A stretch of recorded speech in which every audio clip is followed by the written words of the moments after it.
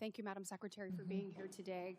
To echo what my colleague Senator Kennedy said, I appreciate you actually securing our border.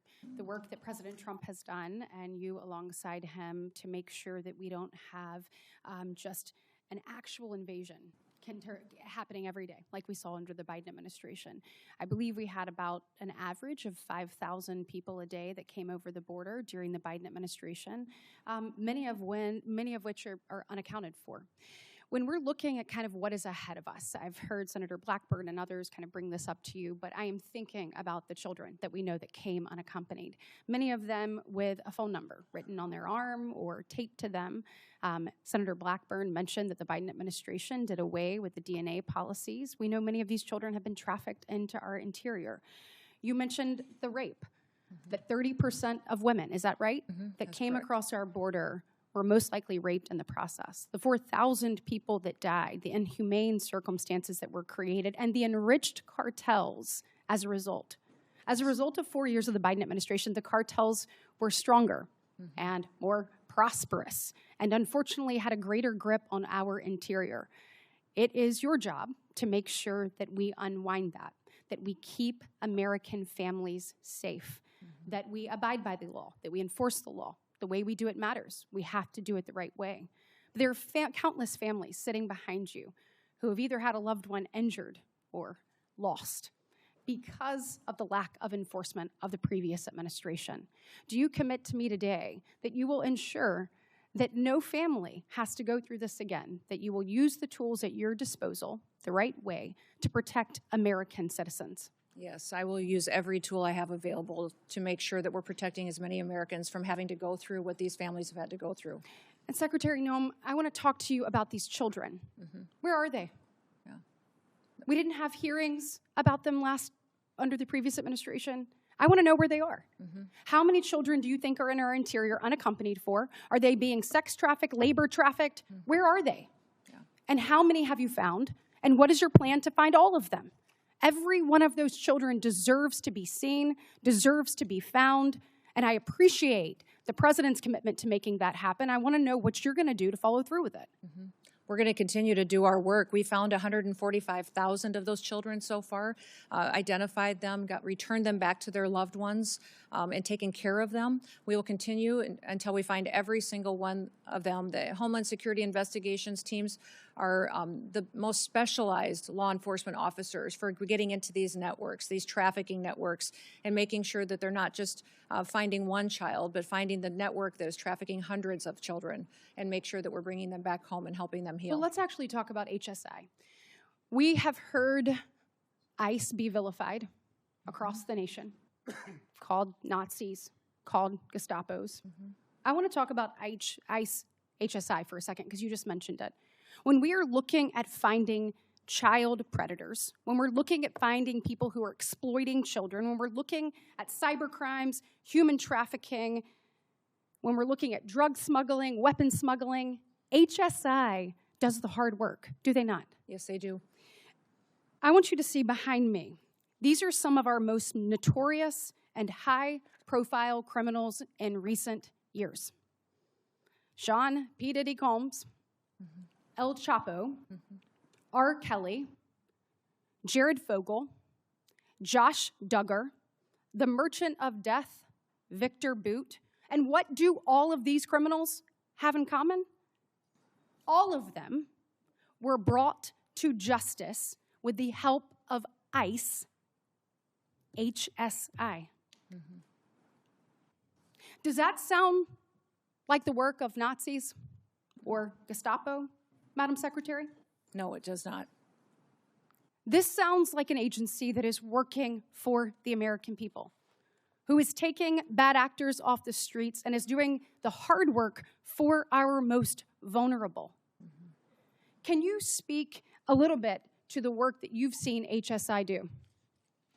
These HSI officers are I believe, the most exceptional law enforcement officers that we have at the federal level. They specialize not just in identifying sex traffickers and human traffickers, but also any kind of money laundering, financial investment. They partner with our other intelligence agencies to use that information to build cases that we then win in prosecutions and hold those people accountable. And they all have families. They all have families that they care deeply about, and when you talk to them, they will go on and on about how they do their work to make sure that families in the United States can be safe and that they have a future and they can walk down the streets and continue to be entrusted that their kids won't fall victims like they see so many times in their work when they do these types of cases.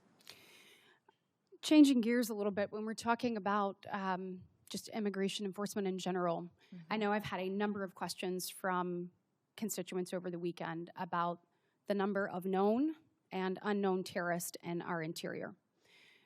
We know the numbers that came through the border, but we also know the countless numbers of known gotaways that we don't know who they are, where they're going, or what their intentions are. Madam Secretary, what we saw in Austin, I think, was chilling to so many people.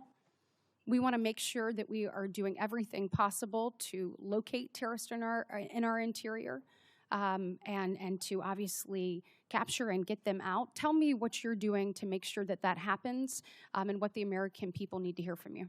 Well, first of all, Senator, let me thank you for your work to get the Department of Homeland Security funded so that we can use everything and every tool available to us to go after these threats that we face, both foreign and domestic.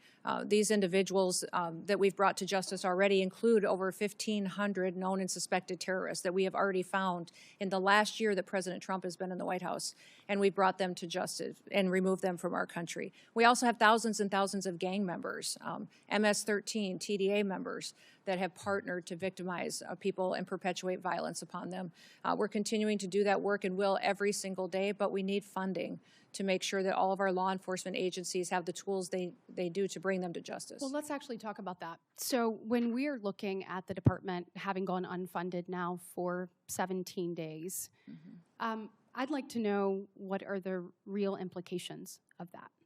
So I think a lot of people, when you look at the Department of Homeland Security, we've obviously seen in the news, ICE and CBP. We just talked about some of the good work that ICE has done, particularly ICE HSI. We look at the border, customs protections, people coming through, making sure whether it is weapons being smuggled or whether it is drugs, that those things are caught by those men and women there at the border. Then we look at the other missions that fall under the Department of Homeland Security. Our courageous men and women in the Coast Guard. You look at those serving in FEMA. We have been ravaged by storms both in the south and up the northeast, and these people need assistance and they need help.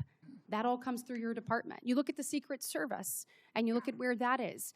You look at the Center for Domestic Preparedness, for example, in Anniston, Alabama, which I hope I have your commitment to continuing to make sure that our law enforcement officers are trained there in the event of something unthinkable.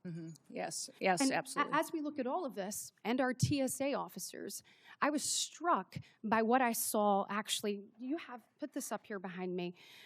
When you see what's happening with people going without pay, again, so you have people like a TSA officer that went without pay for 43 days in the previous Democrat-led shutdown, and here they go once again. The financial insecurity that comes from that is tremendous.